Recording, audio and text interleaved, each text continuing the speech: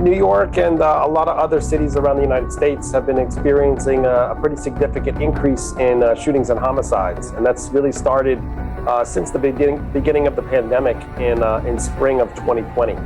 A lot of those reasons we assume are linked to the pandemic. Unemployment, financial stressors, which then lead to things like housing insecurity and food insecurity.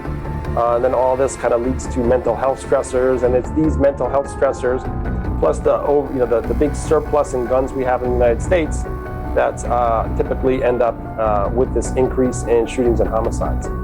New York City has some of the toughest gun laws in the country, but the problem is that the overwhelming majority of guns that are used in crimes in New York City are out-of-state purchased guns.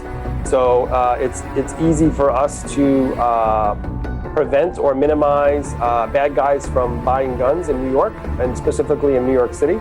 But again, it's very easy to purchase guns down south, where the majority of them are purchased, and for them to be illegally transported up here to New York City.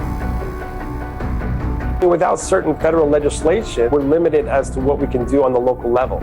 So, cities like New York are not going to be able to control a lot of the guns that come into the state and come into the city. But this has been a problem going on for decades now. So, again, the police department and the mayor's office and neighborhoods that have these high gun violence problems are going to need to, again, come up with new and creative ideas that are not related to gun control, that are going to have a long-term impact on the increasing violence trends that are occurring in these neighborhoods.